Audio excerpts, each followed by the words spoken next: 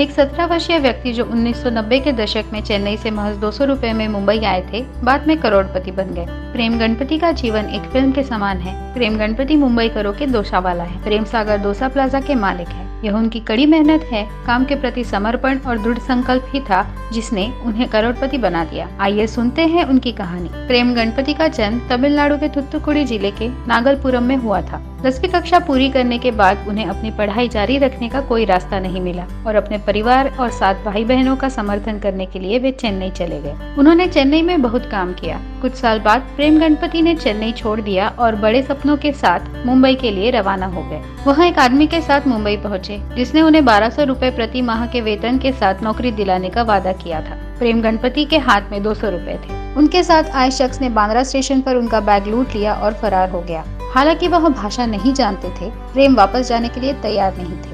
उन्होंने माहिम में एक बेकरी में 150 रुपए महीने में बर्तन साफ करने से शुरुआत की। 2 साल तक उन्होंने रेस्टोरेंट में कई तरह के काम किए। 1992 तक उन्होंने अपना खुद का व्यवसाय शुरू करने के लिए पर्याप्त धन जुटा लिया था।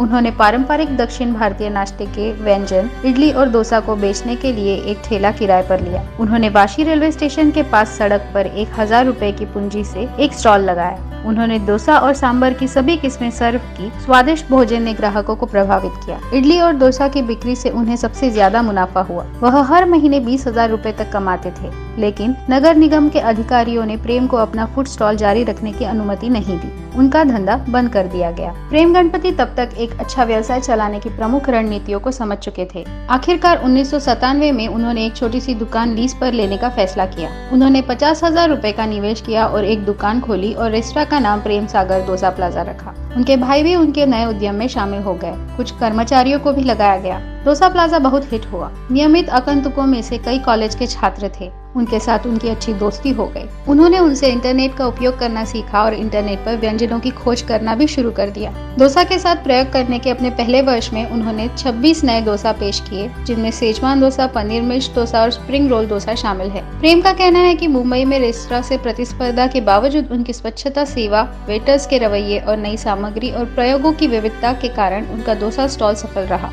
वेजिटेबल नूडल सिजवान सॉस वाला मैंने सर्व करना चालू किया। सबको एकदम डिफरेंट लगा और एकदम अच्छा भी लगा। एक जन ने पूछता था मेरे को, तुम क्या करेंगे बड़े बन के? मैं बोलता था कि मैं एक दिन अमेरिका में जाके डोसा बेचूंगा। बेसिकली साउथ इंडियन बैकग्राउंड था तो थोड़ा सा मालूम था। 2002 में उनके रेस्टोरेंट में डोसा की 105 किस्में थी। सफलता का कोई रहस्य है? प्रेम गणपति ने साबित कर दिया है कि यह योजना कड़ी मेहनत और असफलता से सीखने का परिणाम है। हालांकि मुंबई के एक मॉल में आउटलेट खोलना उनका सपना था। कई मॉल के पास जाने के बावजूद प्रेम गणपति का सपना सच नहीं हुआ, क्योंकि मैकडॉनल्ड्स जैसे बड़े ब्रांडों के लिए जगह अलग रखी गई थी। लेकिन उन्हें वाशी के सेंटर 1 मॉल में आउटलेट खोलने का मौका मिल गया। उन्हें मौका इसलिए मिला क्योंकि मॉल मैनेजर और स्टाफ प्रेम के रेस्टोरेंट में नियमित तौर पर आते थे। मॉल में उनका आउटलेट एक बड़ी सफलता थी। पहली फ्रेंचाइजी 2003 में थाने के वंडर मॉल में शुरू की गई। 2012 तक भारत में 11 राज्यों में 45 डोसा प्लाजा रेस्टोरेंट है। उनकी दृष्टि बेहतर ऑफर और यहाँ तक कि बेहतर ग्राहक सेवा के माध्यम से विकसित होने की थी। प्रेम गणपति ने ब्रांड लोगो, मेनू कार्ड और यहाँ तक कि वेटर्स की पोशाक जैसे ब्रांड के लिए एक पहचान बनाने का ध्यान रखा। प्रेम फ्रेंचाइजी में भी ब्रांड की विशिष्टता को बनाए रखने के लिए सावधान थे। डोसा वाला प्रेम गणपति का लक्ष्य आने वाले वर्षों में 40 करोड़ रुपए का लाभ कमाना है।